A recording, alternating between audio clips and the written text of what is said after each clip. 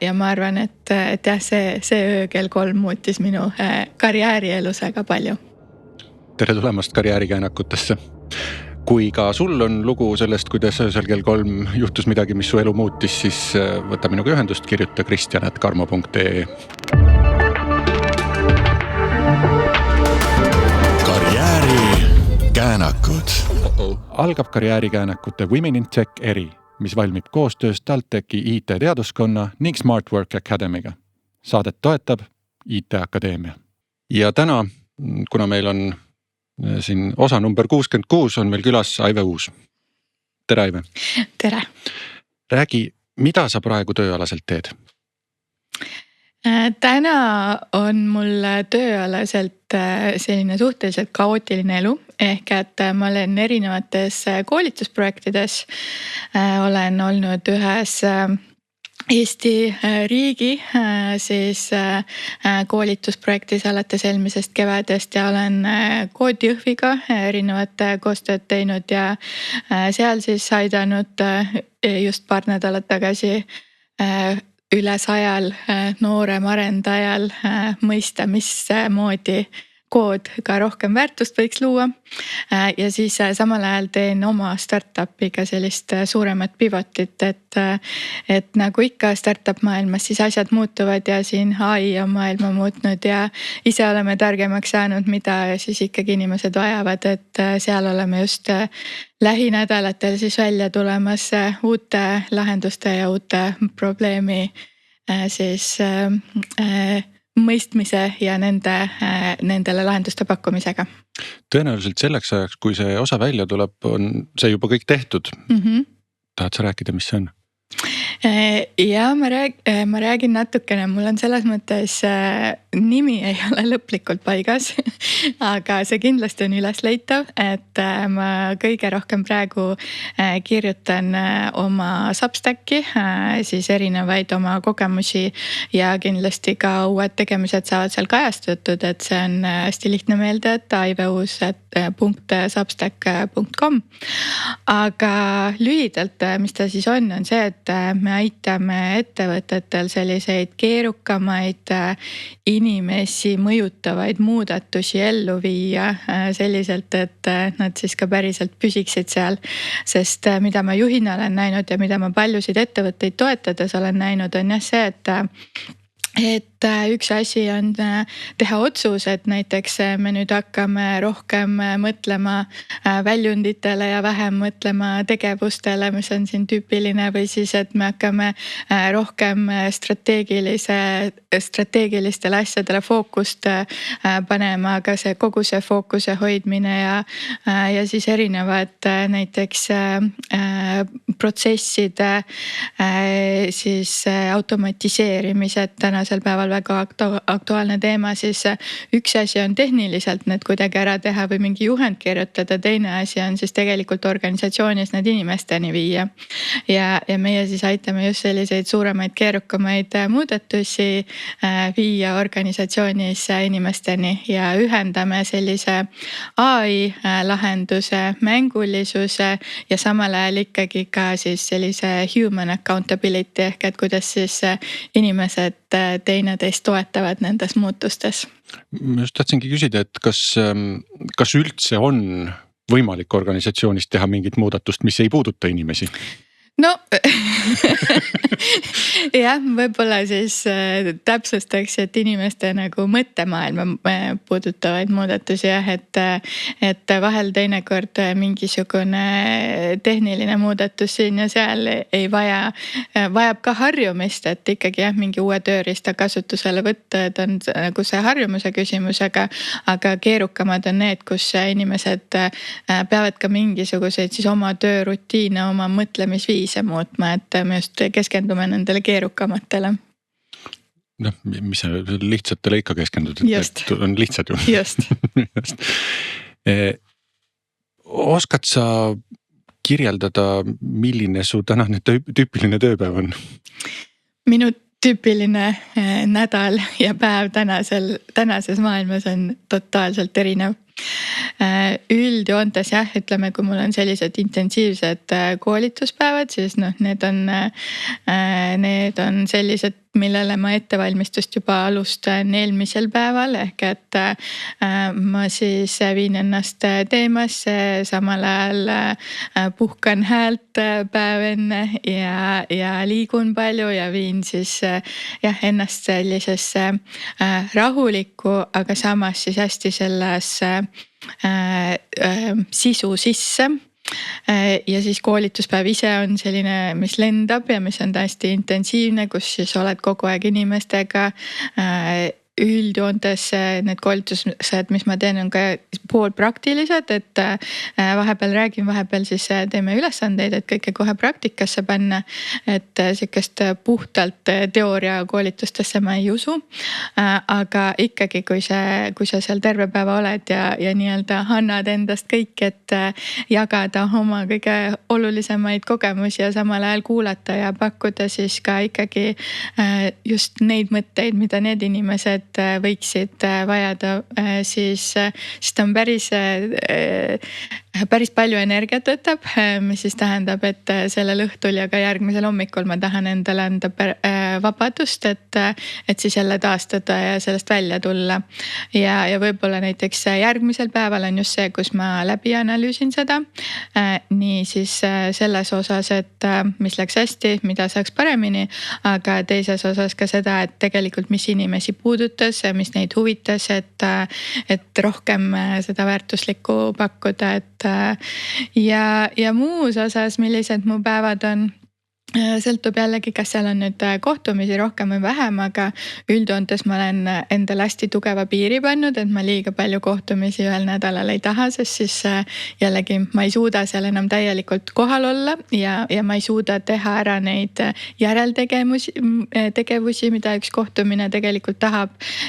Et siis sõltub natukene sellest, aga mulle väga meeldib hoida oma hommikud ikkagi kuni kella 10-ni hästi vabana, et ma saan rahulikult teha oma hommikusi praktikaid, tulla päeva sisse ja siis olla hästi tegus.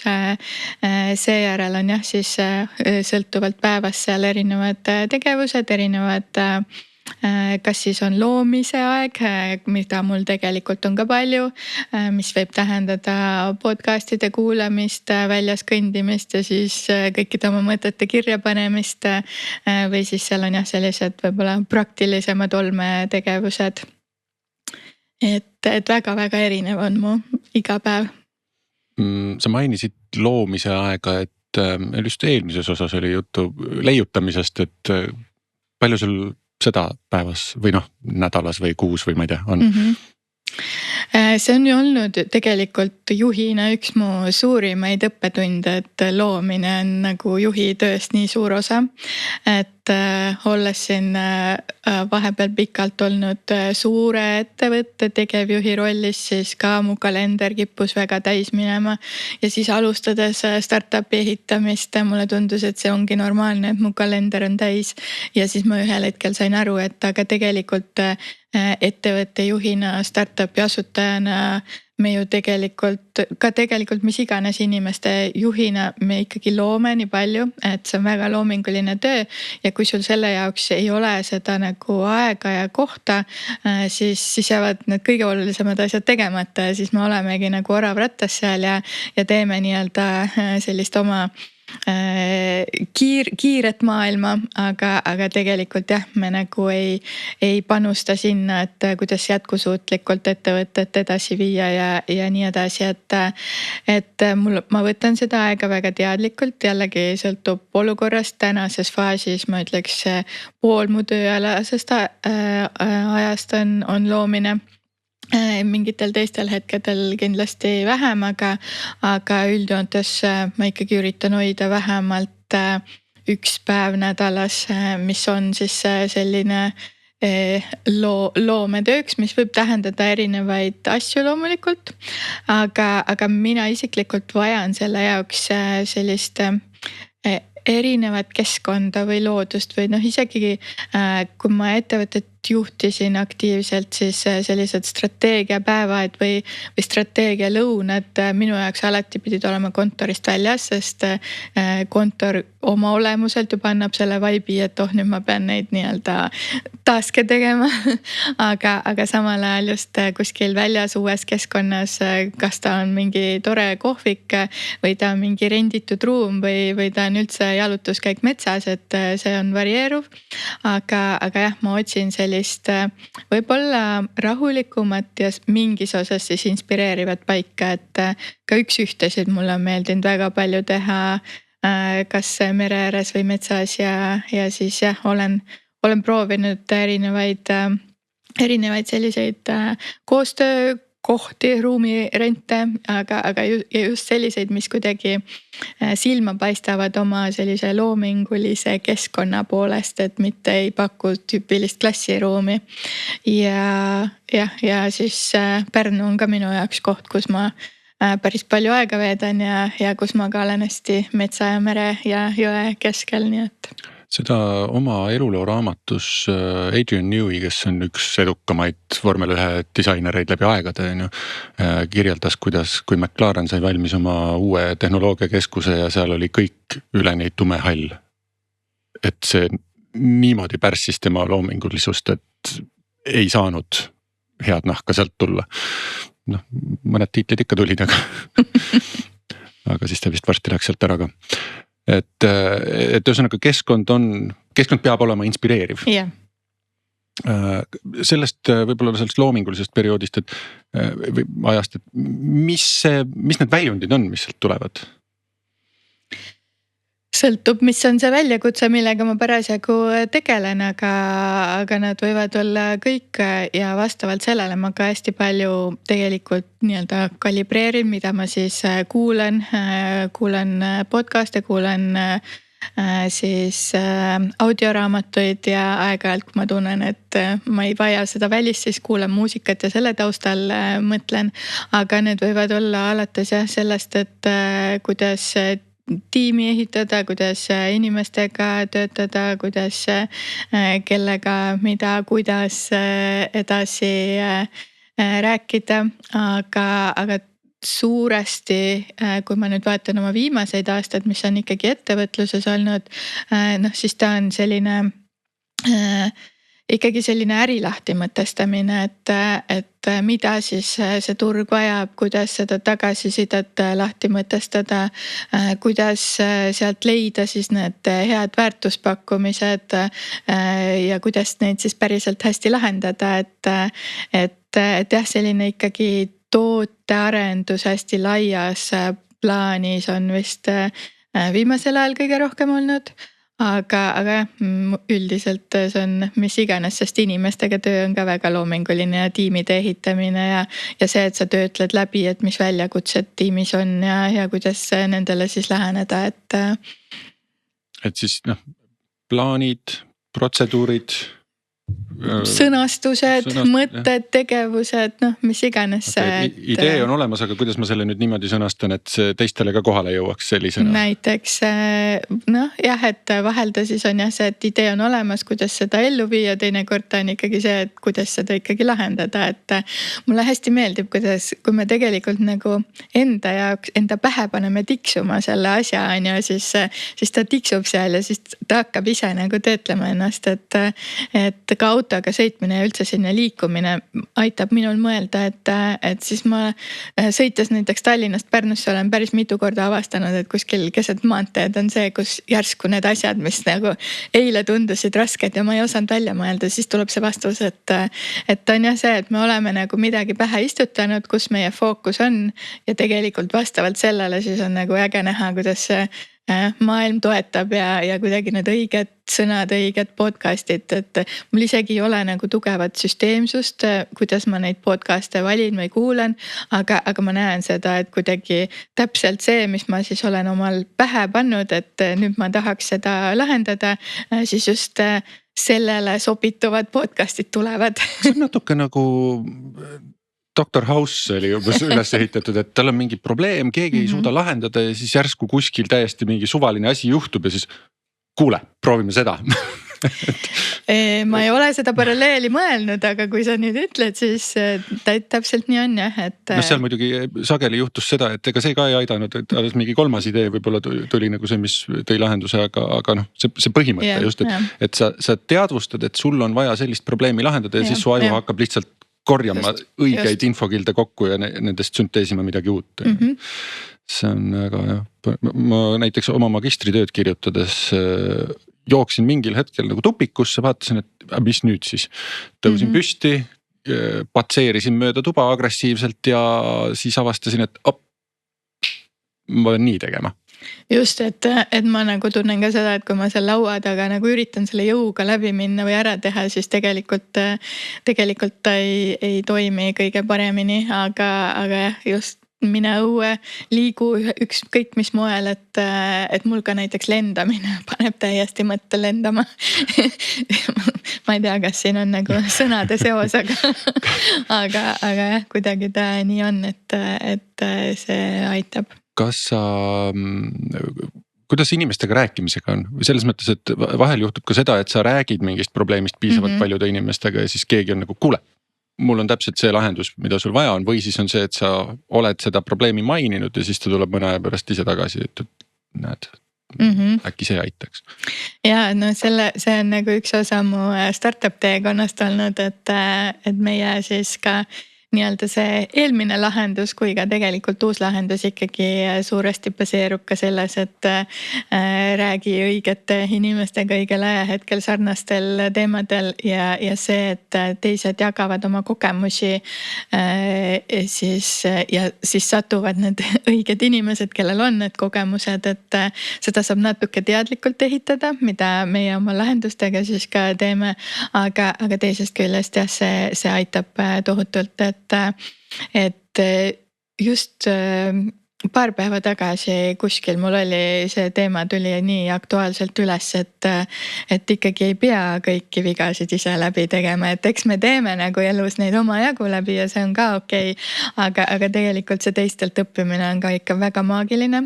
Mingi uuring oli isegi, mis minu arust just Eesti ettevõtete kohta näitas, et sellist koostööd ja teineteiselt õppimist on meil liiga vähe, et see on üks suurimaid väljakutseid, mis tegelikult võiks meid aidata paremale tasemele, et mul on tutvusringkond päris lai ja ma nagu hästi palju tunnetan täpselt seda, et jällegi, et kuidas siis kellegiga sellised kohtumised kujunevad, aga kuidagi nad kujunevad niimoodi, et täpselt õigel hetkel on jälle õiged inimesed seal ja jah, üks asi on nagu see, miks me oma lahenduses ka kombineerime siis AI-d ja seda inimpoolt ongi, et üks asi, mida sa siis mehaaniliselt ise teed ja millest saab sind AI aidata, mida sa saad ise endaga teha, aga lõppkokkuvõttes me kõik vajame inimesi enda ümber ja see on tohutult suur väärtus.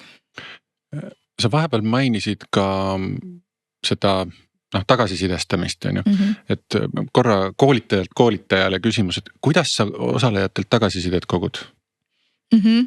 Minu kõige lemmikum meetod üldiselt igasugusele sellisele inimeste mõistmisele on jälgimine, et ikkagi nagu ka kui ma esinen või kui ma koolitan, siis väga palju näeb ära sellest, et mida kuulatakse, millal lähevad silmad särama, millal noogutatakse, millal võetakse see telefon lahti, et just, et see on uskumatu tegelikult, kui palju niimoodi näeb. Loomulikult siis ikkagi sellist päevalõpu tagasisidet, et mis nagu päevast meelde jäi ja mis kõnetas, siis see on ka alati väärtuslik, sest siis nagu näeb, mis inimesed ise pidasid siis oluliseks ja mis neil päriselt siis kuhugi aiu jäi meelde. Aga võib-olla jah, just see nagu jälgimine ja et mida küsitakse ja see on kokkuvõttes minu jaoks veel nii palju väärtuslikum. Kui ma nüüd Jõhvis seda nädalat tegin, siis ma palusin kõikidel osavõtjatel kogu selle nädala jooksul kirjutada igast teemast selline oma reflektsioon, et mitte midagi nagu, mida peaks vormistama, aga lihtsalt paari lausega läbi siis sellise oma mõtete kogemuse kirja panna. Ma tean ka tegelikult DBS kasutab väga palju seda praktikat, et just mitte ei käsi mingit kodutööd teha, vaid just palutakse siis reflekteerida ja ka EBS-isse mulle on väga meeldinud, et ei hinnata siis mitte nii-öelda faktide teadmist, vaid hinnatakse seda, et kuidas ma selle enda maailmaga kokku olen pannud. Aga jah, minu jaoks oli väga huvitav see, et siis ma sain selle nädala lõpuks sealt 120 reflektsiooni ja siis ma sain jälle AI abiga neid analüüsida, et mis siis inimesi kõige rohkem kõnetas ja nagu mis just neid mõtlema pani ja kust nad enda jaoks sellist huvitavat väljavõtet leidsid, et seda analüüsi teha oli ka väga huvitav. Ma just mõtlesin seda, et kui sa esinemise ajal jälgid seda ka nagu mitteverbaalset tagasisidet, et imetlusväärne, et sa suudad nii mitut asja korraga teha tegelikult, et oled sa seda treeninud või on see sul kuidagi nagu kaasasündinud või? Ma ei ole kunagi koolitajaks õppinud ja selles mõttes ma ei pea ka ennast koolitajaks, sellepärast et ma olen pigem see hands-on inimene, kellele meeldib teha. Et need koolitamised on mu ellu tulnud. Ilmselt mul on mingisugune eelsoodumus, sest mu vanaisa oli füüsikaõpetaja ja mu tädi oli lasteaiakasvataja, et kuidagi ta siis perekonnas on olnud, aga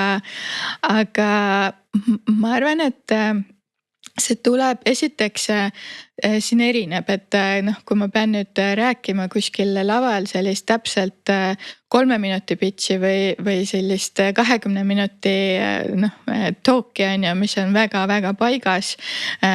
Eks siis jõuab natukene vähem jälgida, sest siis sa oled hästi kinni selles sisus, mis sul on ette valmistatud ja tegelikult seda sa siis annad ka edasi. Aga kui on sellised päevased üritused, siis tegelikult ma võin ausalt öelda, et ma väga palju ka täiesti muudan sisu vastavalt sellele, kuidas ma siis jooksvalt seda tagasisidet saan, et minu jaoks ta ei olegi nagu see, et mina seal ees koolitan või esinen, vaid pigem ta ongi see, et nagu räägime sellest, mis on teie väljakutsed ja ma siis oma kogemuste ja teadmistega toetan ja annan mõtteid, et selles mõttes see koolitus mu jaoks, ma arvan, ongi see kahesuunaline suhtlus ja see on mu jaoks normaalsus ja ma arvan, et see pool ka, et kuna ma üldiselt olen ikkagi suhteliselt empaatiline inimene, siis ka selline ja juba ka juhina tegelikult ma jälgin inimesi tohutult, et mis hetkel keegi läheb pingesse või mis hetkel siis keegi just särama läheb, et kõik sellised asjad on mul nii harjumuses sees, et ma ilmselt muud moodi ei oskagi. Et siit oleks üks väike samm veel mustkunstniku või tumedamalt poolelt kuskile pettusteni on ju, et cold reading on nagu olemas. Eks ma ikka eksin ka vahel. Ei ole see nüüd. Ei nemad ka. Aga sul on karjääri jooksul olnud 2 hästi suurt sihukest mõttemaailma muutust. Üks oli see, millest sa siin soojenduses juba rääkisid natukene, et see sama agiilne transformatsioon ja keset tööd saadud aus tagasiside lõpuks on ju. Et see siis põhimõtteliselt viis su sinna, et agiilsus ei ole mitte need praktikad, vaid see mõtteviis seal taga. Just. Aga su teine mõttemaailma muutus? Mu teine mõttemaailma muutus tuli ühest julgest otsusest, kus ma otsustasin kogu oma suvise puhkuse tegelikult siis panna ühe programmi alla, mis oli korraldatud Euroopa Innovatsiooni Akadeemia poolt, mida veavad eestlased ja väga äge ettevõtmine. Ta toimus Prantsusmaal ja selle mõte siis oli 3 nädalaga midagi teha ideest teostuseni. Esimene nädal oli idee valideerimine, teine nädal oli teostus ja 3. nädal oli turundus ja põhimõtteliselt siis selline veidi pikem hackathoni laadne üritus, et ja see pikkus kindlasti andis ka selle väärtuse, et tõesti sai sügavuti minna. läksin sinna nii, et mul polnud ikkagi õrna aimugi, mida sealt oodata, aga mõtlesin, okei, noh, suvel Prantsusmaal kõige hullem ka ei saa olla, on ju. et siis sinna ma jõudsin ja jällegi, nagu me siin enne rääkisime, et need õiged inimesed tulevad õigel hetkel, siis põhimõtteliselt päev enne, kui ma siis lendasin, võttis üks osavõtja minuga ühendust, et kuule, kas ma tahaks tema tiimis olla. Ja siis ma ütlesin, jah, muidugi, et mul ei ole midagi paigas, ma ei tunne kedagi ja siis selgus, et tema nagu oligi kogu tiimi kokku pannud, meid oli 4 ja siis sellel pühapäeva õhtul, kui ma Prantsusmaale saabusin, saime me kõik elus esimest korda kokku, me keegi polnud varem teineteist näinud ja selle 3 nädalat me veetsime hommikust õhtuni ja õhtust hilisõhtuni kõik koos ja siis me saimegi neid õppetunde sealt päris mitmeid. Et kuna ma sinnamaani olin, siis olin olnud hästi traditsioonilistes rollides tarkvaraarenduses, et projektijuht, süsteemianalüütik ja isegi alguses arendaja natukene ja kõike muud sinna juurde, tiimijuht ja siis Scrum Master ja nii edasi. Siis seal ma läksin esimest korda elus ikkagi sellisesse päris startup ja tootemaailma. Et kui ma sinnamaani jah, see süsteemi analüüs oli ka siis ikkagi kliendi vajaduste analüüsimine, aga ta oli sellest perspektiivist, et mul oli ikkagi nagu ette antud mingi riigihange ja siis seal inimesed vastas ja ma pidin nagu mõistma nende soove ja need siis kirjeldama, kuidas see süsteem seda lahendada võiks, aga ma ei olnud siis teinud päriselt sellist nagu tootearendust ja startup maailma lähenemist ja siis me oma tiimiga valisime hästi lihtsa eesmärgi, et teeme siis lahenduse, mis inimestele näitab, et mis nende lähedal olevad restoranid lõuna pakkumiseks pakuvad, et lihtsalt tööl tahad nüüd töökaaslastega lõunale minna, sul on läheduses ilmselt sihuke 5 kohta ja et valida õige, kõige sobivam, siis tahaks teada juba kontoris, et kes mida lõunaks pakub. Tänapäeval on jällegi neid lahendusi juba hulgim, kus sa seda näed, sellel hetkel ei olnud. Ja mõtlesime, et okei, et kas seal just nagu äri taga on, et ärimudelit me seal mõtlesime ka, väga head ei leidnud. Aga siis, et vähemalt nagu probleemide lahendab justkui inimestele, et söögikohad tahavad kliente ja siis inimesed tahavad parima lõunavaliku saada. Ja siis seal esimesel nädalal oli, et mentorid ütlesid, et et okei, et aga nüüd siis esimene samm probleem valideerida. Ja ühed küljest oli lihtne valideerida, et inimesed, et jah, kui mul oleks sihuke äpp tasuta, siis ma vaataks küll, on ju, et mis mul need pakkumised on. Ja siis teisest küljest öeldi meile siis, et et käige siis nüüd siinsamas Prantsusmaal sihuke 5 restorani ka läbi ja küsige nende käest ja siis oli lahe see, et me veel mõtlesime, mis me nagu nende restoranide käest küsime, et me nagu teeme kõik nende eest ju ära, et me võtame nende Facebooki lehelt ise selle info ja paneme lihtsalt üles, et puhas tasuta reklaam neile, et miks nad ei peaks seda tahtma.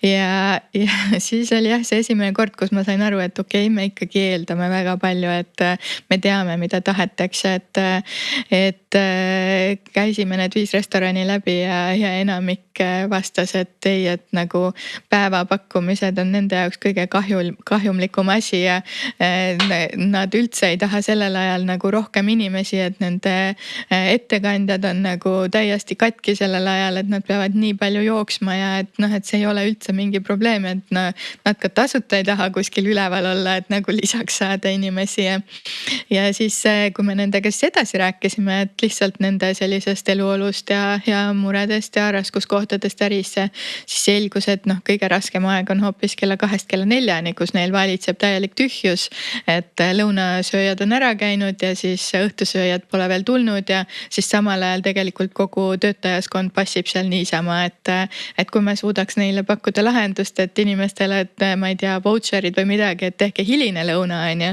siis nad tahaksid küll, et ta oli minu jaoks hästi selline nagu hästi lihtne näide, aga kuna me seda nii enda peal läbi tegime ja ma nägin nii ära selle, kuidas me eeldasime ja kuidas siis tegelikult nagu minnes rääkima tuli välja, et ei, see probleem ei ole üldse seal, siis ta väga jäi mulle meelde ja sellest hetkest ma ikkagi täielikult armusin sellesse startup maailma, kus ma sain aru, et tuleb asju ikkagi teha targalt ja see, milline mõju siis on erinevatel tegevustel ja kui palju me ikkagi, kui siin on tehtud neid uuringuid, et Bendo on minu arust teinud palju uuringuid, et 90% tarkvarast, mis me loome, mitte keegi ei kasuta ja siis minu jaoks nüüd täna, kus meil on siin vibe code imine ja kogu jutt siin juures käib, et nüüd nagu saab seda koodi veel rohkem luua ja neid lahendusi on mul nagu see, et aga kas see oli üldse kunagi probleem, et me nagu ehitame, et ehitada ei suuda, et pigem nagu leida seda, mida inimesed päriselt vajavad, on valmis kasutama, mugav kasutada, et nii siis õige probleem kui ka tegelikult väga hea õige lahendus, et need on nagu need rasked kohad, et sellest hetkest siis hakkas mulle see päris tootemaailm metsikult meeldima ja ma sain aru, et et tarkvaraarendus pole eesmärk omaette, vaid ikkagi see, mida me sellega lahendame ja kuidas. Ehk et pudelikael on see, et või seal, et kuidas aru saada, et sa ehitad õiget asja ja õigesti, mitte see, et üldse ehitada. Mul tuli üks mõte ärimudelist, ütlesid, et nad ei tahaks tasuta reklaamilõuna, see on kahjumlik aeg, aga äkki nad oleksid tahtnud maksta selle eest, et sa neid ei pane sinna. Ajad konkurentide juurde inimesed. Just. Siis on oksjoni keskkond, kes rohkem maksab, seda ei näita. Just. No võt, näed, sa selle peale me ei tulnud. Aga see on siuke eetilisest küljest väga siuke kaheldav ärimudel muidugi on ju. Kuskil oli just see nali, et need uudisteportaalid on teinud päris hea ärimudeli, et ettevõtted maksavad reklaamide eest ja inimesed maksavad, et mitte reklaame näha. Jaa, nii, läheme ajas tagasi, kust sa oma tööelu alustasid? Mina alustasin oma tööelu, ma arvan, et kuskil seal lasteaia kandis. Tegelikult kui mult küsitakse seda, siis mul on 2 varianti, mida ma siis vastan. Enamasti ma vastan, et ülikoolist tegelikult mittetulundusühingut ehitades, et kuigi sealt ma ei saanud vähimatki raha, siis see, mis kogemuse sai tudengiorganisatsiooni ehitades, oli mu jaoks tagantjärgi vaadates väga võimas, et väga palju väga julgeid asju sai seal tehtud ja kuna ma selline rahutu olen, siis me kasvasime jõudsalt ja siis ma nagu tegin ka seal oma unistused jaoks, et meie organisatsioon saaks rahvusvaheliseks ja tollel hetkel, kus veel ei olnud meil nii tugevat internetimaailma, Facebookigi polnud, siis ikkagi suutsime korraldada TalTechis siis rahvusvahelised IT-tudengite suvepäevad ja saime Veskimatilt 70 kilo riisi siis sponsorlusena ja siis selle riisiga me tegime nendele välismaalastele hommikul riisiputru, lõunaks risottot ja õhtuks riisisalatit, umbes nii ta läks. Aga kõik olid päris rahul selle üritusega. Nädalavahetusel käisime Vormsis telkimas, enamik polnud varem telke näinud. Ja siis enamus polnud ka varem sääski näinud, mida siis meie juuni Vormsi näitas selliselt, et isegi punastes riietes olevad inimesed 5 meetri kauguselt ei paistnud välja. See oli tohutu sääsemeri, mis seal oli. Aga see ei meelde kõikidele osavõtjatele, et paar tükki kolis sealt peale seda Eestisse. ja ma arvan, et see oli tegelikult selline väga hea aluse loomine, kus ma tegin seda, mis mulle meeldib kõige rohkem teha, ma ehitasin organisatsiooni. Aga tollel hetkel ma ei osanud seda üldse nii näha, ma lihtsalt tegin, mis mulle meeldis. Ja tegelikult juba lapsepõlves. Ja siis teine pool, et kui mult küsitakse, kus ma tegelikult esimest korda päriselt nagu tööd tegin raha eest, siis see oli lapsepõlves ja see siis oli üks esimesi asju, mis ma mäletan, et mu vanaema elab Haapsalus ja siis ma käisin Haapsalus metsas lilli korjamas ja seal turul neid müümas, et päris okei taskuraha sai selliselt, et ja tegelikult siis mõned aastad hiljem, see juba oli sihuke põhikooli alguse paika, me sõbrannaga, kellega me tantsutrennis koos käisime, korraldasime sellise show seal ühe sõbranna hoovis, et panime kokku etenduse ja tantsukava ja üht-teist veel publikule ja kõik lähedal olevate tänavate siis majade postkasti panime kutsed sinna üritusele ja jällegi küsisime piletiraha ja natuke siis sealt ka saime. Nii festivali korraldaja. Jah. Siis korra põgusalt käime haridusest ka rääkimas, et sa oled, seesama, eks ju, see tudengiorganisatsioon, see on Lapikud, eks ju. Nad umbes siis alustasidki? Ma olin asutajaliige. Okei, täitsa kohe nullist üles ehitamine. Ja kohe rahvusvaheliseks ka? No see tuli 2 aastat hiljem. No jaa, aga ikkagi selles mõttes selle aja jooksul. Siis sa jätsid informaatika õppe pooleli, aga jätkasid organisatsiooni ehitamist vaatamata sellele. Siis sa oled ka äriinfotehnoloogiat ikkagi lõpuks ära lõpetanud ja pärast ka siis EBS-is teinud magistri, on ju. Teda sa ka mainisid just enne ka, et seal see reflektsioon oli tugev osa. Mis on tegelikult ka vist didaktiliselt see, et kui sa mõtled tagasi selle peale, mida sa just õppinud oled, siis see kinnistub paremini. Ja siis sul on mingi ports veel serte, mille kohta ma tean seda, et kui sul igav hakkab, siis sa hakkad sertifikaate tegema endale. Nii ma olen öelnud, jah. Et siis räägime siis sellest karjäärist ikkagi, kus me siin oleme, karjäärikäänakutes. Et sa päris alguses oled teinud ka igasuguseid mitte IT-ga seotud töid, näiteks siis lennujaama poes kaupa müünud ja lapsehoidja olnud ja nii. Aga siis ikkagi suur osa sinu karjäärist on olnud IT-s. Üks esimesi kohti siis, kus sa tööle läksid, oligi selle esimese ülikooli ajal, on ju, enne kui ta pooleli jäi. Kas töö oli üks põhjus, miks ta pooleli jäi?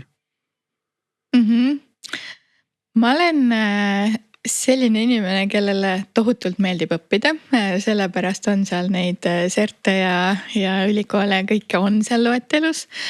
Aga mulle meeldib õppida hästi praktiliselt ja mulle meeldib õppida siis seda, mida ma saan ühel või teisel moel kohe ka kasutada, kinnistada, paremaks saada ja panna praktikasse. Ja selles mõttes nagu ükski paber ei ole kunagi minu jaoks olnud nagu see, mis annab mulle motivatsiooni.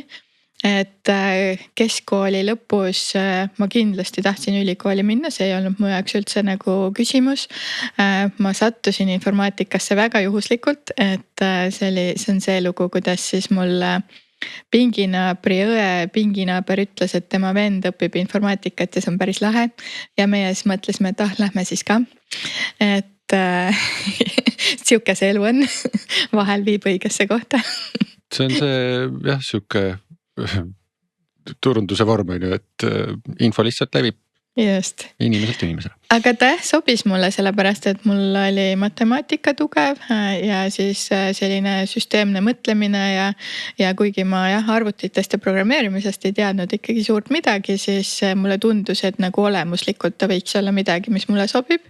Ja selles ma kindlasti ei eksinud, aga eks seal taga siis tuligi see, et need muud tegevused, see kogu see organisatsiooni ehitamine, inimeste juhtimine ja sealt nagu, see on nagu see, mis mulle siis see päris kirge tekitav on. Ma ei ütle, et nagu tehnoloogia ei ole, aga just see nagu läbi tehnoloogia siis nende organisatsioonide ehitamine, inimestele väärtuse loomine on see, kus mu see sügav kirg tegelikult on. Ja siis kuna tuligi kõrvale siis see tudengiorganisatsiooni ehitamine ja ka esimene töökoht, mis oli väga põnev, sest ta oli väike ettevõte ja seal ma sain ka nagu kohe aidata sellel ettevõttel kasvama hakata ja tegelikult väga palju erinevaid rolle proovida, et kuigi ma olin ametilt süsteemianalüütik, siis ma käisin ka, tegin Eesti omavalitsustes koolitusi ja nii edasi. Ehk et siis juhtuski tõesti niimoodi, et ühel hetkel ma tajusin, et kui ma 8 tundi päevas töötan, 8 tundi päevas tegelen mittetulundusühinguga ja 8 tundi päevas õpin, et siis nagu magamiseks ei jää aega. Millal ma magan? ja tollel hetkel ma siis tegin selle valiku tegelikult, et nendest variantidest kool oli mu jaoks kõige vähem tähtsam. Ja ma ei ole seda tegelikult kunagi kahetsenud, sest sellel hetkel ma saingi need kogemused ja selle õppimise mujalt. Ja siis teisest küljest siis, kui ma olin oma 3. töökohas ja olin seal juba olnud päris pikalt ja tundsin, et noh, nüüd nagu on see koht, kus võib-olla ma töölt ei saa nii palju seda arengut, siis ma läksin tagasi ja aasta ajaga lõpetasin ülikooli ära, ja jällegi ma tegelikult tundsin, et see oli nii õigel ajal, nii õiges kohas, et tollel hetkel siis seal ka äri infotehnoloogia loengutes käies või asju tehes ma tundsin, et ma olen palju rohkem võib-olla küps kui seal teised inimesed, kes ei ole üldse tööl käinud veel. Et ma oskasin nagu küsida, ma oskasin vaadata seda nagu hoopis teise nurga alt, ma oskasin selle enda jaoks nagu praktiliseks panna, võrrelda päris eluga ja nii edasi, et ma hullult nautisin siis seda. Ja ta oli väga õige ajastus minu jaoks. Sul oli see raamistik või see mudel olemas, kuhu see info kõik sobitada? Just täpselt. Ja siis jah, seal umbes samal perioodil oli ka see, kus ma siis omajagu neid sertifikaate tegin ja olen jah enda jaoks mõelnud, et järelikult ta nii on, et kui siis nii-öelda tööelu ei paku mulle seda õppimist piisavalt, siis ma hakkan teda kõrvalt otsima ja siis mulle väga meeldib ka aeg-ajalt neid asju teha ja tegelikult magistriga oli sama, et ma nagu väga jälgisin, et mis magistrid Eestis on ja mis siis tegelikult võiks pakkuda seda, mida ma päriselt nagu siis tahan õppida ja kuna ma olin EBS-is jah käinud niimoodi üksikuid loenguid võtnud, siis ma teadsin, et EBS-is ikkagi õppejõud on hästi hea praktilise kogemusega, päris nagu ägedates suurtes ettevõtetes töötanud, et siis jah, magistrisse valisin sinna minna. Aga sa valisid ikkagi just selle sisu ja võib-olla õppe kvaliteedi pealt, mitte selle pealt, mis võrgustikku see konkreetne ülikool võiks pakkuda?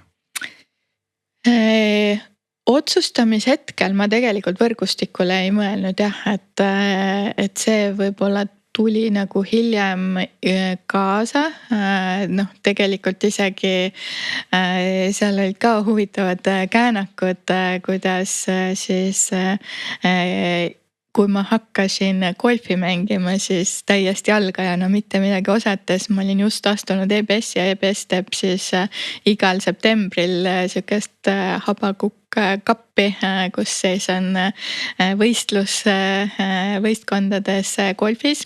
Ja ma kirjutasin, et kuulge, ma nagu üldse ei oska veel, aga kas ma võin tulla või et kuidas seal siis on. Ja siis mulle öeldi, et ei muidugi tule on ju. Ja lõppes sellega, et ma siis läksin kohale ja siis selgus, et mind pandi nagu Mart Habakukaga ühte võistkonda ja mõnede teistega, kes on väga eluaegsed golfimängijad ja sealt ma sain kontaktid, kus siis tegelikult mu oma ettevõtluse esimene klient tuli, et ja EBS-iga hiljem korraldasime koos veel väga ägedaid üritusi, Grow Up Week ja nii edasi, et jah, aga see ei olnud jah see võib-olla, mida ma valimishetkel ootasin, aga see jällegi tuli. Tuli boonusena kaasa. Just. Siis sinu esimesed töökohad, jah, sa juba mainisid, et süsteemianalüütik tegelikult siis noh, pigem kui vaadata nagu järgmist lõiku, siis lühikesed sutsakad Interingsis, Abobase'is ja tegelikult Abobase'is sa kandideerisid arendajaks, aga... Ja see oli jah niimoodi, esimeses selles Interingsis olin jah suht vähe aega, siis mõtlesin, vaatasin, et kuhu minna ja kuna ma ikkagi olin informaatikat õppimas, siis tundus, et võiks ju siis kandideerida arendajaks kuhugi. Ja Ababase'i kandideerisin vist praktikale täitsa või niimoodi, aga siis see juht ütles mulle seal, et sa päris see progeja tüüp ei ole, et äkki sa võiksid nagu rohkem siin klientidega suhelda ja siis nad pakkusid mulle seda süsteemi analüütiku rolli hoopiski.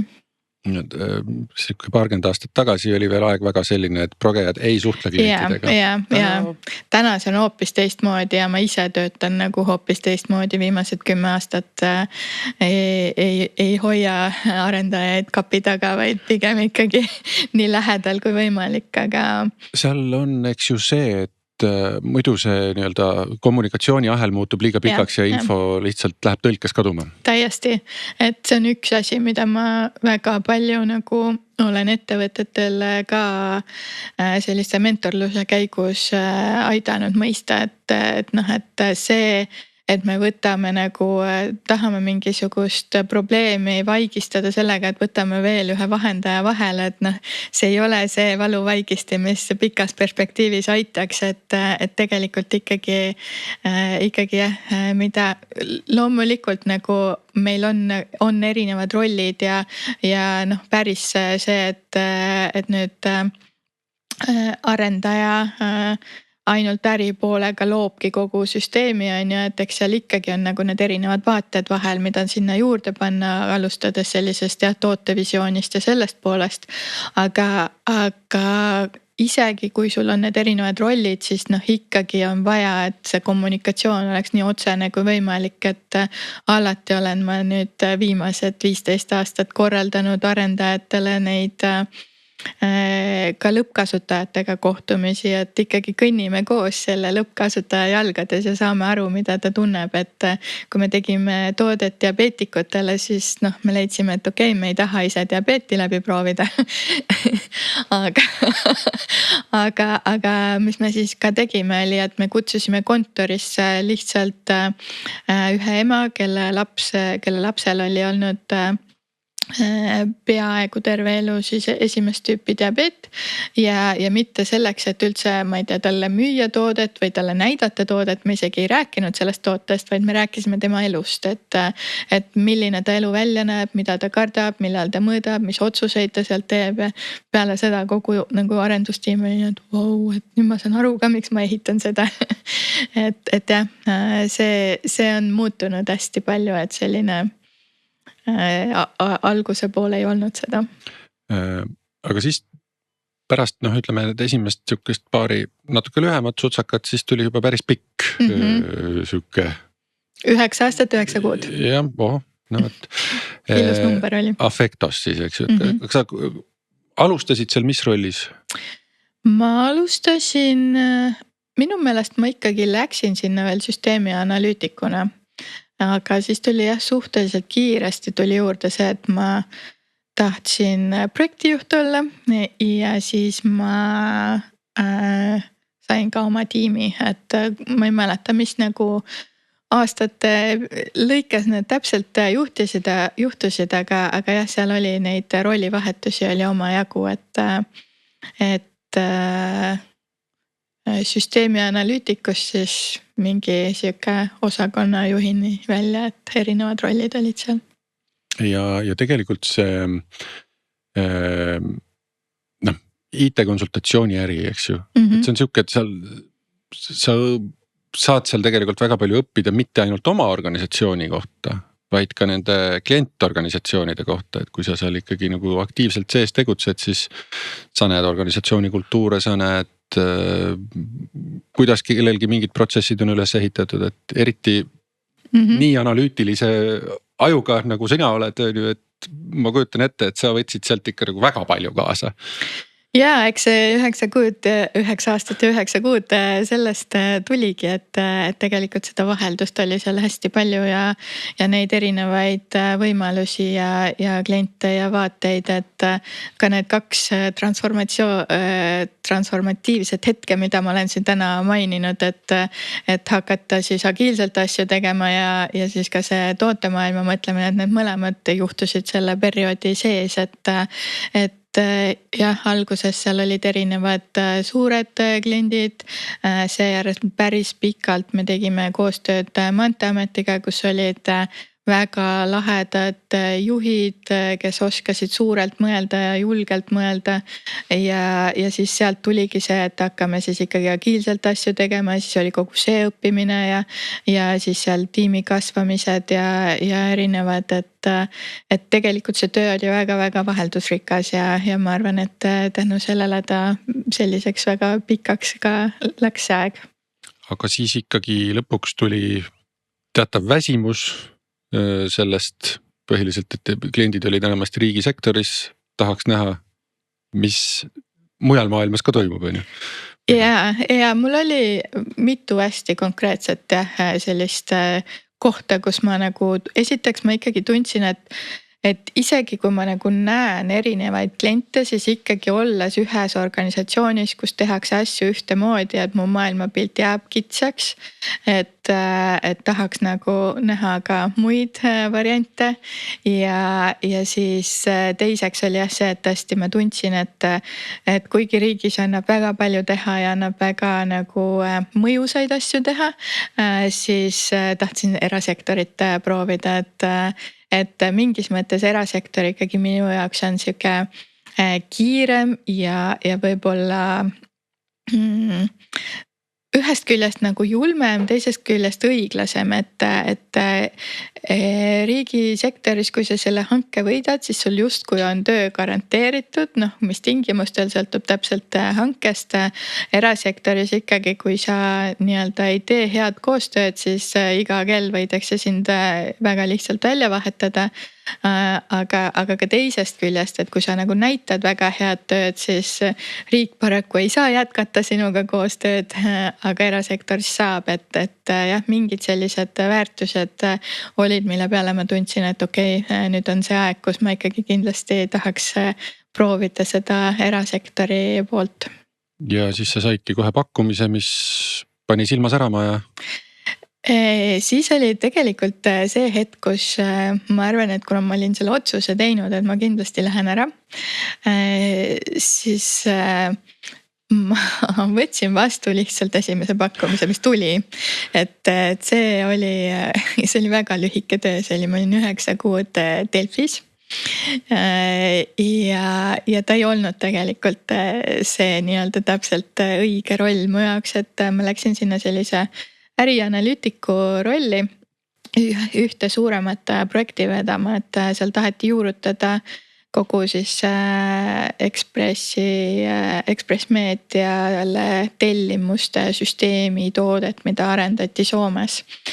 Ja noh, selles mõttes ta oli väga huvitav ja ma olen ülirahul, et ma sinna läksin, sest näha seda uudiste maailma seestpoolt. Aga võib-olla ma tundsin, et tollel hetkel ma vajasin jällegi seda aega enda jaoks, kus ma lihtsalt vaatlen. Ja siis ma läksin teise organisatsiooni, ma olin ju 9 aastat olnud ühes kohas ja ma lihtsalt jälgisin nagu erinevaid juhte seal ja mismoodi nagu jällegi ehitatakse sellist siis eraettevõtet, olles mõnest asjast vaimustusest mõne teise asja vastu suht kriitiline, aga ta minu jaoks nagu oligi selline nagu mõtete puhastus ja teise maailma astumine. Ja võib-olla siis ikkagi see nii-öelda minu päris töö päris südametöö tuli peale seda, et siis kui ma läksin Consice'i ja see selles mõttes tuli Kõrvemaa suusaradadel, kus ma tundsin seda omanikku enne, me olime Affectos koos töötanud ja ta siis ütles mulle, et tule ikkagi Consice'i ja tööpakkumine oli, et tule tee kõike, mida ise tahad. Ehk siis oligi niimoodi, et sina oled Kõrvemaal, rahulikult suusatad seal. Tema suusatas oluliselt kiiremini. Ja siis ta suusatas mööda ja auto tööle. Jah, nii oli. Okay. ja läksid siis Consize'i siis kõigepealt siis tiimijuhiks. ma vist jah ametlikult olin tiimijuht, aga eks algusest peale oli see, et ma ütlesin, ma tahaks ikkagi kogu organisatsioonist aru saada ja teha seal üks-ühtesid mõista, mõelda kaasa, kuhu organisatsioon võiks liikuda, et me seal nende rollinimedega liiga palju ei tegelenud, et eks ma jah sihuke võib-olla ma vist LinkedIni olen pannud, et äriarendusjuht vahepeal, kuni me siis jah omanikuga kokku leppisime, et ma jätkan ikkagi ametlikult tegevjuhi rollis. Et tema astus sealt kõrvale, jätkas siis nagu omaniku rollis, Just. aga sina siis hakkasid organisatsiooni jõuliselt kasvatama. Jah, see oli päris võimas kasv tegelikult, et kui mina läksin, ma olin vist 27 ja kui ma siis ära tulin, oli ettevõttes umbes 120 inimest, et noh, see oli ikkagi mitte nüüd päris niimoodi ühe kuuga või ma olin seal vist 5 aastat kokku, jah, umbes nii, et ikkagi noh, kõlab nagu ikkagi jätkusuutlik kasv, et mitte sihuke No siiamaani ikkagi need on vist seal umbes 140 inimese ringis, et jäi püsima. Aga see, ütleme see kasv, noh, ta ikkagi nagu liiga sihuke rahulik ka ei olnud. Ei olnud jah. Et sellist kaost oli omajagu, millega tuli igapäevaselt tegeleda. Eks ikka jah, et ja noh, esimest korda selles rollis ka ja kõike muud, et sai mitmeid vigasid tehtud, aga ma arvan, et sai ka mingeid asju väga õigesti tehtud, et sellisest ideaalsusest jäi kindlasti väga palju puudu, aga ma arvan, et tegelikult ma ise selle ajaga ja sellega, mis ma sealt õppisin, aga samal ajal, mida ka siis ettevõte sealt sai, olen ikkagi rahul. Mis siis ettevõtte juhtimise juurest need kõige olulisemad küsimused on? Eks ettevõtte juhtimise juures sõltub, mis on parasjagu ettevõtte strateegia, et no, antud näite juures. Aga jah, ma arvan, et üks pool, mis minu jaoks ikkagi on väga-väga tähtis, on ettevõtte kultuur. Et kuidas ja milliseks sa selle kultuuri ehitad, sellest sõltub hästi palju, milline on kogu sinu siis ülesehitus, töökorraldus, inimeste valik, et see pool ja noh, teiseks on tõesti see ettevõtte jätkusuutlikkus ikkagi ja see klientidele väärtuse pakkumine ja selle siis nagu leidmine, et kuidas kasvada ja mis suunas kasvada ja see kõik kokku pannes, siis ma arvan, et eks ta ongi siis selline, ma olen hästi tugeva visiooniga inimene, ehk et minu jaoks visioon ei ole nagu see lause seal seinal, vaid pigem väga tugev tööriist, millega mis on osa värbamisest, osa siis kultuurist ja kõigest, et kuhu ja miks me tahame liikuda ja et saada siis pakkuda inimestele seda, mida ka nemad otsivad, et see match oleks, et mida ettevõte pakub ja ettevõte tahab liikuda ja samas, et inimesed siis oleksid nende eesmärkide jaoks sobilikud ja nemad ka siis naudiksid seda teekonda, et jah, kultuur, eristuvus, väärtuspakkumine, need teemad. Aga mõõdikud? Mõõdikud on osa strateegiast ja jah, mõõdikutega mul on ka see tore lugu, et esimene aasta siis tegevjuhina olin EBS-is õppinud, et kuidas seda strateegiat teha ju, et võtsin siis selle balance scorecard meetodi kohe kasutusele ja siis vaatasimegi, leidsime oma need erinevad vaatenurgad ja panime sinna mõõdikud ja ma nüüd täpselt ei mäleta, aga ma mäletan, et neid mõõdikuid meil siis oli seal kuskil 47 ringis. ja noh, põhimõtteliselt neist polnud mitte vähimatki kasu sest ma jõudsin need raportid teha 2 korda aastas. Siis ma nagu vaatasin neid numbreid ja siis ma jätsin need numbrid sinna ja tegelikult nad ei aidanud juhtida. aga ometi oli by the book tehtud. Just on mis jah. siis juhtus? et jah, see raamat ei öelnud teatud piiranguid ja päris elu normaalsust. Et jah, aga 3. aastal, viimane aasta, kus ma siis olime juba oluliselt targemad, siis meil oli ikkagi selline 6 põhilist KPI-d, mida me jälgisime ja meil oli hästi selge põhjatäht, et üks, mis on siis see põhimõõdik ja just eelmisel nädalal oma sinna Substacki blogisse ka kirjutasin sellest põhjatähest, et justkui sellest räägitakse nii palju ja ta nagu natukene on sihuke klišee ja ammendanud ennast, aga minu jaoks ta on ikkagi tõsiselt võimas tööriist, et ma nagu nägin seda, et kui me päriselt ikkagi selgelt strateegiliselt läbi mõtleme, mis on meie jaoks nii-öelda strateegia elluviimise üks kõige tähtsam mõõdik ja see oli meil kogu aeg silme ees ja me kogu aeg mõtlesime, et mida ma teen see nädal, et see nagu kasvaks ja me panime endale üpris utoopilise eesmärgi. Meil siis see põhjatäht oli uutele klientidele müüdavate tundide arv. Ja just sellepärast, et meil olid suured põhikliendid, aga me tahtsime siis sellist riske maandada läbi selle, et ikkagi uusi kliente tuleks, aga me ei tahtnud nagu lugeda uute klientide arvu ja siis me ei tahtnud ka seda uute klientide käivet lugeda ja niimoodi me siis nagu läbi erinevate variantide sinna jõudsime ja me põhimõtteliselt selle utoopilise eesmärgi tegime täis, sest lihtsalt kogu see aju jälle hakkas siis selles suunas mõtlema. Me veel nagu esimene pool aasta tundus, et noh, ma ei tea, olime täitnud seal võib-olla poole aastaga 15% eesmärgist ja siis nagu tegime seal veel erinevaid siukseid üritusi ja asju, kus hästi kiirelt saime nagu liikuma, saime need uued kliendid ja siis noh, mõtledki välja siis, kuidas sinna jõuda, et minu jaoks oli hästi äge kogemus see, et kuidas nad päriselt võivad toimida ja selgust luua ja fookust hoida. Aga kui sul nagu see põhjatäht on seal uute klientide juures neile müüdavate töötundide arvani, et kuidas siis seda hoida, et sul olemasolevate klientide pealt fookus ära ei kao? Esiteks see, kuidas iga inimene sai panustada sinna, et uusi kliente leida, oli ju erinev, et uusi kliente teatavasti on päris hea leida, kui sul on head referentsid või hea kliendikogemus olemasolevatelt klientidelt. Ehk et tegelikult ka see, et siis inimesed, kes võib-olla töötasid nende olemasolevate klientidega, aitasid meilt sealt välja tuua neid häid referentse, oli ka nagu samm selles suunas ju.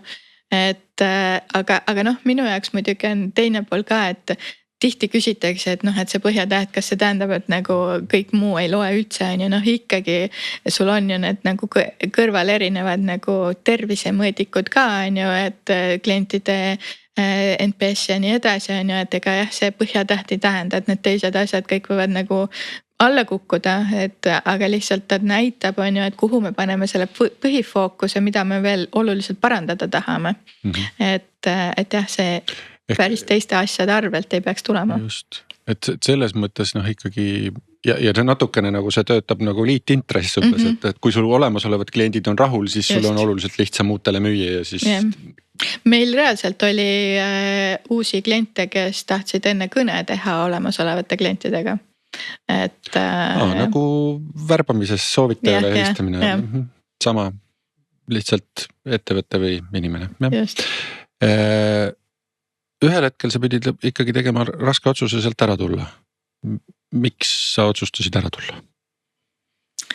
Jah, see oli ühest küljest mu elu üks raskemaid otsuseid, teisest küljest üks lihtsamaid, et väga kahe poolega. Et seal oli jällegi mitu põhjust, mida ma enda jaoks väga põhjalikult läbi mõtlesin.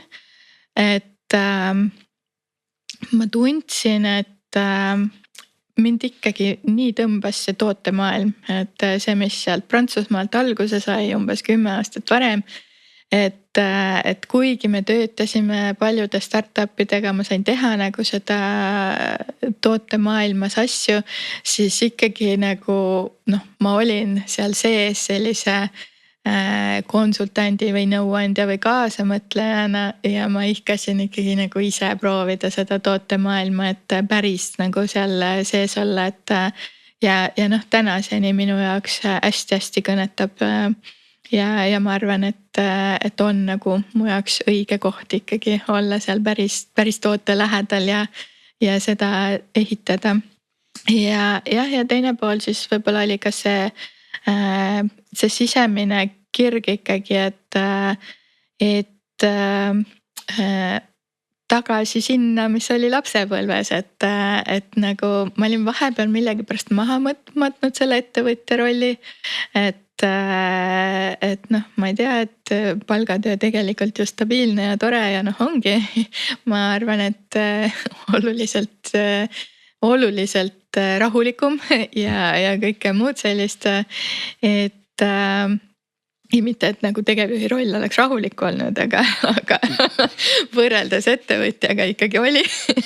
et jah, ma tundsin, et ma tahan ikkagi elus ära proovida selle, mida ma tundsin, et mis mind lapsena kõnetas ja kui ma siin ütlesin, et informaatikat läksin ma õppima juhuslikult, siis tegelikult enne seda oli mu mõte just minnagi majandust õppima, et ikkagi nagu ettevõtlusesse minna. Aga jah, siis nagu tundus, et noh, võib-olla õppima minnes tasub mingisugust sellist asjalikku eriala nagu siis soovitati valida. Et kuidagi ringiga ma jõudsin tagasi sinna siis, mida ma olin lapsena tahtnud ja otsinud ja tegutsenud mille nimel, ja natukene mõjutas ka jah see, et võib-olla nagu mul hakkas ära kaduma see visioon, kuhu seda ettevõtet edasi kasvatada, sest ma olen nagu mingis mõttes ikkagi tugevalt seda usku, et sellised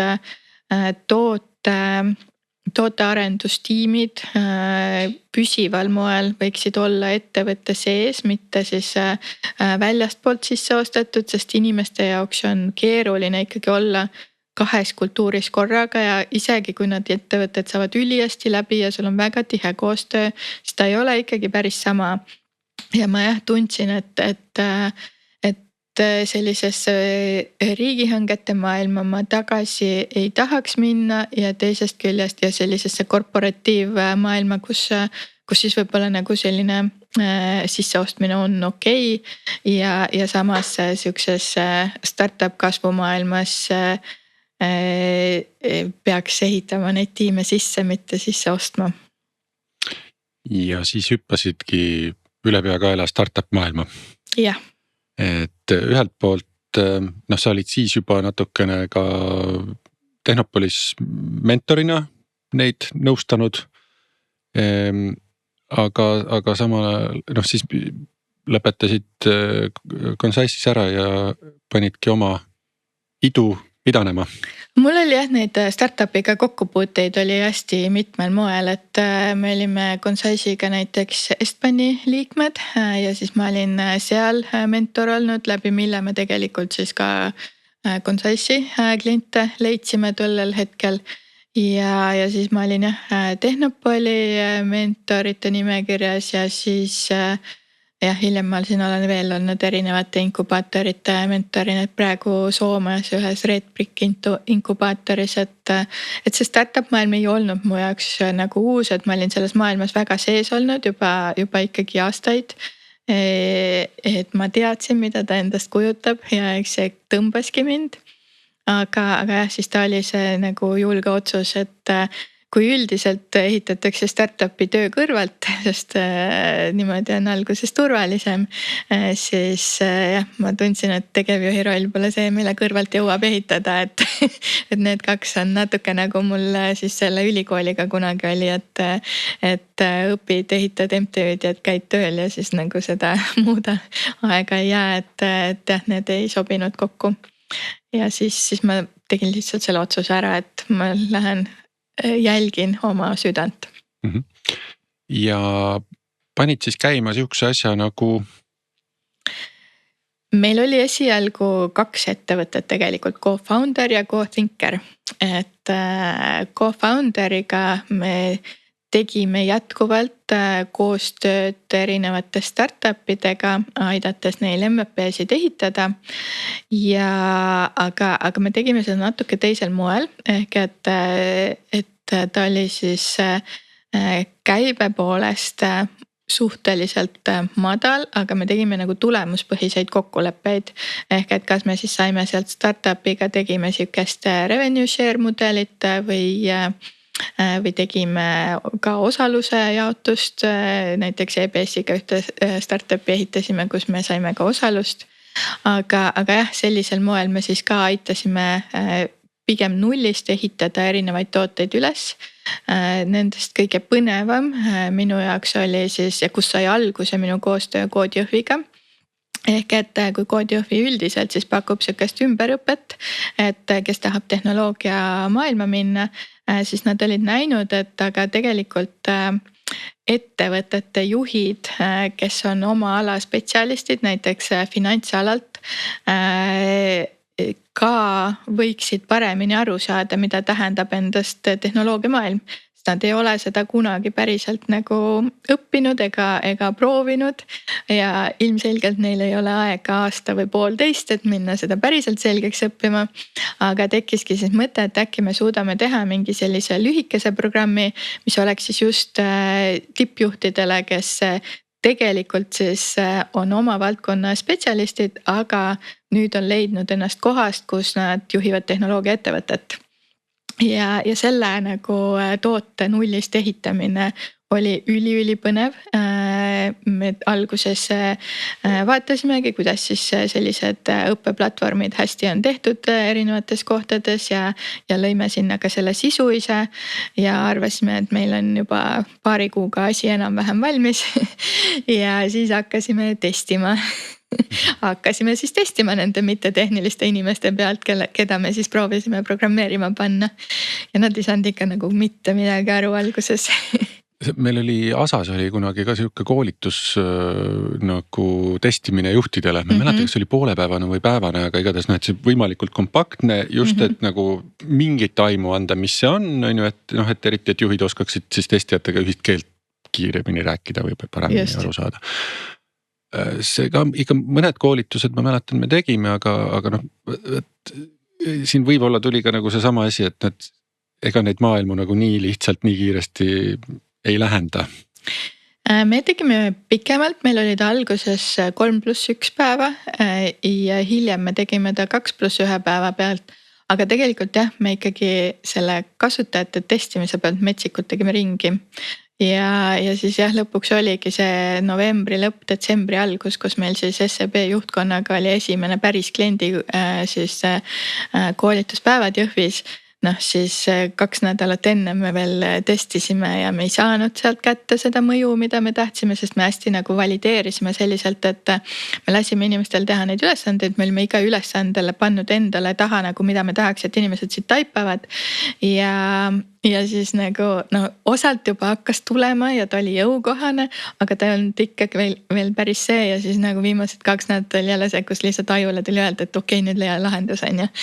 Ja tegelikult selleks päevaks, kus me siis nagu nii-öelda laivi läksime, see sai toimivaks ja tegelikult nagu ta läks väga hästi ja sealt tuli tohutult hea tagasiside ja eks me ikkagi nagu ühendasime siis sellise katsetamise ja vestlused, et nagu jällegi tehnoloogia ja inimeste arutelud koos ja natukene oli õnne sellepärast, et see oli võib-olla veidi juhuslik, et sattusid inimesed sinna just erinevatest rollidest, aga tänu sellele tuli sealt tohutult väärtust, sest nad ei olnud ka omavahel nendel teemadel nii sügavuti varem arutanud, et ta oli mu jaoks ikka väga äge nullist päris väärtuseni ja toote ehitamine täpselt see, mida ma nagu olin otsinud, et selle Co-Founderi ärimudeli koha pealt, et see kõlab, et ilmselt seal ei olnud lihtsalt see, et klient tuleb ja tellib, on ju,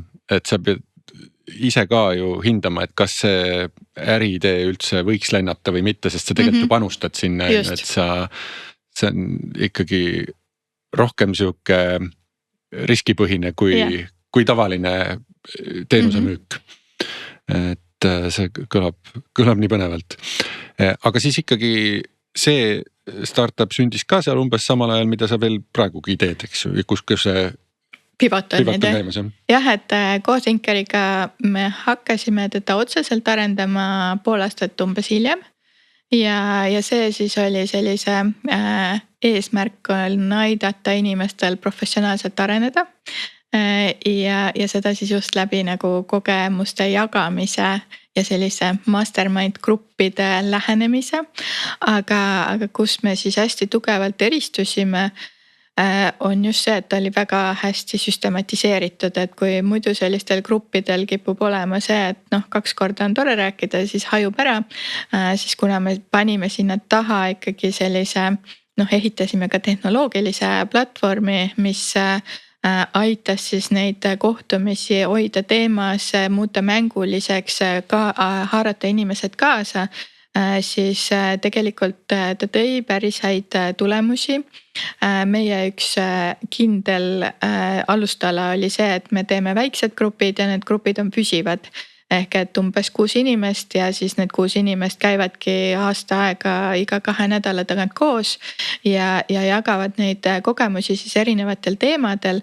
Ja seda siis sellise struktuurse läbimõeldud lähenemisega, aga samal ajal siis aidates neil tekitada seda turvatunnet ja tiimitunnet ja kõike seda poolt ja siis tegelikult see oli ka ülipõnev tootearendus, me tegime seal erinevaid vigasid, samas me saime sealt tohutult häid tulemusi, väga suured fännid, kes saidki sealt kasu ja julgust ja uusi mõtteid ja et üldiselt nagu kes juba jõudsid sellisesse 3. kuusse, need ei lahkunudki enam kunagi, et kuigi me selle teenuse või ka toote sellisel põhimoel oleme nüüd 1,5 aastat tagasi kinni pannud. Ehk et me ei ole avanud uusi gruppe enam, siis need grupid, kes olid, järgmine reede õhtu mul on jälle üks kohtumine ühe grupiga, sest inimesed ei taha enam loobuda sellest, et see nagu näitas seda, et me oskasime seda ehitada, aga nagu startup maailmas on, siis sul peab seal kõik klappima ja me siis leidsime, et võib-olla see customer acquisition cost ja customer lifetime value sellise mudeliga ei ole nagu päris tasakaalus. Et sa saad sellist nagu piiripealset äri sellega ehitada, aga seal nii-öelda mõningad elemendid jäid puudu, et sellega siis päriselt lennata ja seepärast siis vahepeal oli selline pausiaeg. 1,5 aastat ma üldse puhkasin ja praktiliselt ei teinud tööd ja nüüd siis nagu selle 1,5 aastaga tegelikult ma andsingi jälle endale selle ruumi, et mõelda, seedida läbi sealseid õppetunde, saada päriselt siis aru, et mida siis see maailm ikkagi vajab ja nüüd siis teeme seda muudatust. Läheme küsimuste juurde.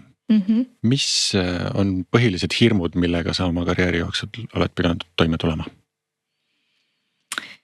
Neid hirme on iga päev, igasuguseid. Mulle väga meeldis, kuidas ühest podcastis Taavi Kotka ütles, et ükskõik kui kogenud sa oled, siis kui sa ehitad startupi, siis ikka lähed iga hommik tööle ja mõtled, huvitav, mis ma täna suudan valesti teha. Et jah, see nii-öelda hirm ebaõnnestuda, millegipärast mul ei ole see väga suur kunagi olnud, aga võib-olla ka selline julgus olla sa ise ja siis tulla toime sellega, et üks raamat on, et courage to be disliked. Ehk et sa ei saa nagu kõikidele meeldida ja üldiselt sellise hea inimesena nagu tahaks ju, aga siis sa vaata ei paista nagu selle päris endana välja, et siis jah, see ise olemise julgus ja kindlasti ka see eneseusk, et nagu minna edasi neid raskeid valikuid pidi, et need hirmud on kogu aeg. Mis sind aitab? Ma arvan, et ühest küljest mind aitab see, et ma nagu, kui ma vaatan tagasi, siis ma mõtlen, et kui ma olen varem hakkama saanud, siis ehk saan nüüd ka hakkama ja ma arvan, et teisest küljest ka see tõesti see ülitugev tee iseendani, mida ettevõtlus pakub, et ettevõtlus toob kõige valusamal moel su kõige valusamad puudused pinnale. Ja siis nagu tee päris iseendani ja siis aru saada sellest, et tegelikult just need õiged inimesed ja need sobivad inimesed ju jõuavad sinuni siis, kui sa oled sa ise, et ja see, kui sa annad nagu endale seda ruumi ja noh, pidevalt püüad paremaks saada, aga samal ajal ka siis aktsepteerid neid vigasid ja seda, kes sa täna oled, et selline iseendaga tegelemine, iseenda rahu leidmine, need on aidanud. Kuidas sa lõdvestud? Ma väga palju tegelen sellega, et ma lõdvestuksin. Sunni ennast lõdvestuma. ja see tuleb ka nagu linnuke tuleb kirja panna, eks ju. Et see on, ma olen õppinud seda lihtsalt palju, sest ma ei osanud seda ikka kohe üldse. Ja kindlasti see oli üks ma arvan suurimaid puudusi, olles tegevjuhi rollis kiirelt kasvavas ettevõttes, et ma ei osanud üldse sealt välja tulla ja lõdvestuda, et täna ikkagi erinevad rutiinid, erinevad kasvõi mis ma siin enne mainisin, et aeglased hommikud mulle ikkagi väga meeldivad ja ma näen, mismoodi nad annavad mulle energiat ja see, et ma ikkagi teeksin need 10 000 sammu keskmiselt päevas ära ja käin golfi ja tennist mängimas ja et jah, golf on ka minu jaoks nagu see, mis ma olen aru saanud, et miks paljud juhid seda mängivad, et lihtsalt see loodus ja see, kuidas ta kaasa haarab, et peale nagu mingit teist rada sa ei mäleta ka, et mingi muu maailm eksisteerib, et aga ka ikkagi sellised siis klassikalised tehnikad, hingamisharjutused ja muud sellist, et need pigem nagu ongi mu iga hommikused ja õhtused rutiinid, et ma alustaksin päeva rõõmsalt ja läheksin magama rahulikult, et kui sportlane peab pärast pingutust, eks ju, venitama ja lõdvestama, et ka aju on toimib lihasena justkui. Just. Ja seda tegelikult, kui seotud on meie keha ja aju ja seesama lõdvestus on ka üks asi, mis ma olen, lõdvestus ja venitus jah, et sellised nagu 5 minutit päevas venitusharjutused muudab nii palju ja ma ei teadnud seda varem, et tegelikult see ei ole nagu see lihaspingutus, mis pärast vajab venitust, vaid ka see, et me üleüldse nagu oskaks lõdvestuda, vajab venitust, et. Mis on su lemmik aju venitusharjutused? Ajuvenitus. Hea küll. See oli praegu. Nii, et aga mida sa eelmistest rollidest või valdkondadest praegustesse oled kasulikku kaasa võtnud? See kõik on üks teekond olnud, ma nagu ei oskakski öelda, et nagu üks järgneb teisele ja kindlasti nagu mingi sihuke enesekindlus sellistest nii-öelda sisemistest väärtustest on palju kaasa tulnud, aga ka kogu see inimestega töö ja empaatiline pool, et nagu ma ütlesin, siis juba nagu jah, esimestest kohtadest alates see kogu ikkagi äri baseerub inimestelt, et öeldakse, et ei ole B2B või B2C, vaid on H2H ehk et human to human, et kokkuvõttes ju me ikkagi elame, otsuseid teevad inimesed mitte ratsionaalselt, isegi kui nad arvavad, et nad on ratsionaalsed, et jah, inimeste poolt, mis ka toob väljakutseid jätkuvalt aeg-ajalt, aga ma arvan, et see on midagi, mida ma igas rollis olen õppinud. Ja ka sihuke ikkagi julgus, ettevõtlikkus, et nagu elu on näidanud, et ja just loen praegu ka Amazoni raamatut, et nagu kui palju tegelikult Amazon ka siis lõi asju, millest me pole keegi midagi kuulnud on ju, sest need ei saanud edukaks, et leida need, mis nagu said edukaks, et see, et nagu jah, iga asi ei õnnestu ja mõni ei tööta ühel või teisel põhjusel ja mingid asjad ei hakkagi tööle, et see kõik on nagu okei, et läbi selle me nagu ikkagi läbi proovimise, läbi julguse tuleb see, mida siis tegelikult. Kui me ei proovi, siis me ei saa kunagi teada, kas see toimiks või mitte. Täpselt. Kui sul oleks ajamasin, millega sa saaksid oma karjääri piires liikuda, siis mis punkti sa tagasi läheksid ja mis nõu sa endale annaksid? Ma arvan, kuhu ma läheks tagasi, võib-olla kuhu iganes, ma arvan, võib sealt valida, et üldjoontes ma usun, et jällegi, et ei saaks olla täna siin, kui ei oleks kõiki neid kogemusi, aga mingis osas ma usun, et sihuke selline sisemine rahu ja just see nagu endaga tegelemine, enda autentsus, uskumine, see on see, mida ma soovitaksin oma ellu juba varem tuua, kui ma seda siis tegin.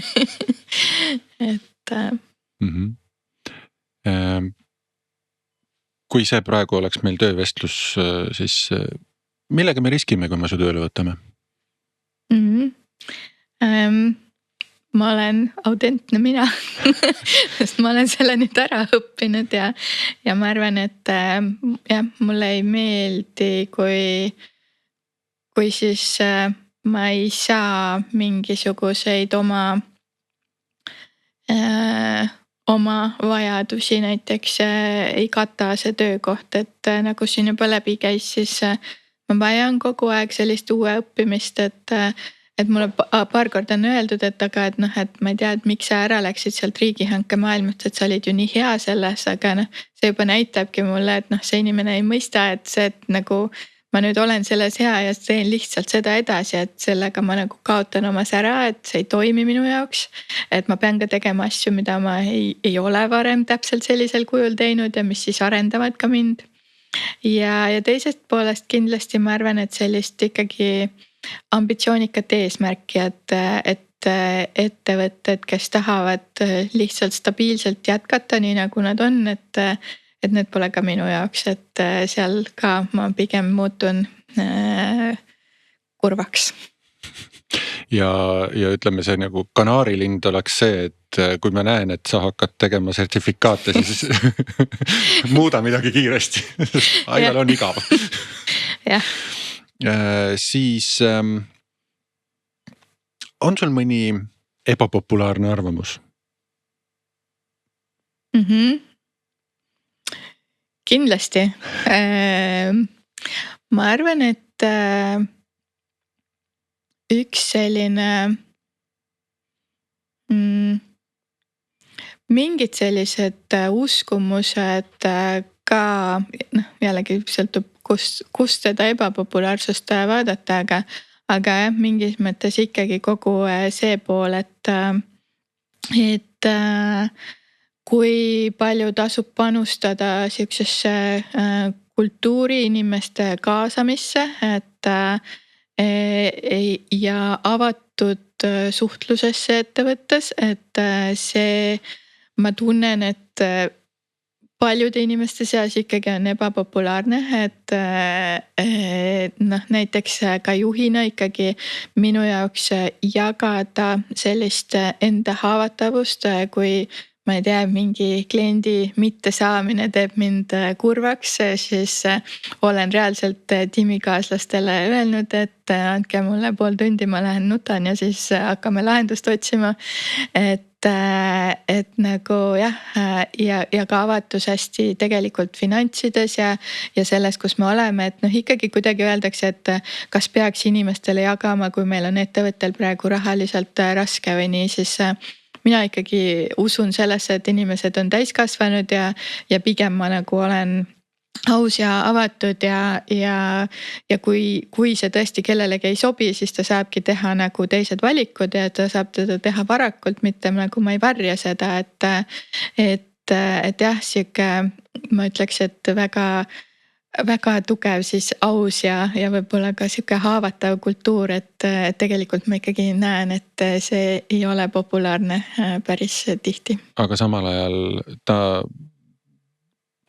tundub nagu, et see võiks olla sihuke, mis see tore sõna on, säilenõtkus on ju, või resilience inglise keeles, et just selline aus kultuur on pigem see, mis peab erinevaid olukordi vastu versus see, et kui sa paned nagu jäiga müüri ette, siis see lihtsalt kukub ühel hetkel. No mina ka nagu usun sellesse, aga võib-olla ta ongi ka osade jaoks see, et nagu kaugelt vaadates tundub hea, kui sa päriselt jällegi oled selle sees, et kes siis nagu suudab seda vastu võtta, kes mitte, et aga ma ei tea, ma tunnen natukene, et see ikkagi vahel ei ole populaarne.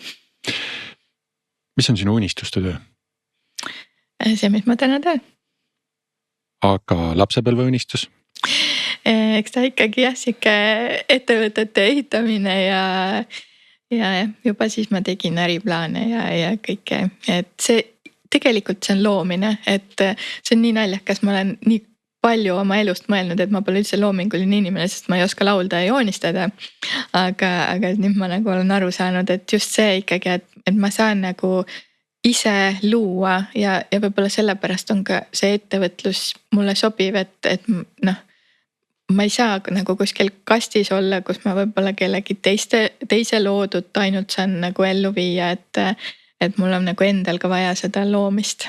Ma jäin korra mõtlema, kas ma olen laulnud ja joonistanud samal ajal kunagi. Ma arvan, see on tehtav. Aga see on koordinatsiooniharjutus. Absoluutselt. Ja lõpetuseks, kui kuulaja peaks sinu loost ühe asja endaga kaasa võtma, siis mis see võiks olla? Julgus proovida, et autentsus ja enda tee leidmine ja meil kõikidel on erinevad teed ja see on väga okei ja aga just julgus siis olla ja leida seda, mis sinu silmad särama paneb. Aitäh, Aive! Ja aitäh, kuulaja! Järgmised karjäärikäänakud juba mõnel järgmisel neljapäeval.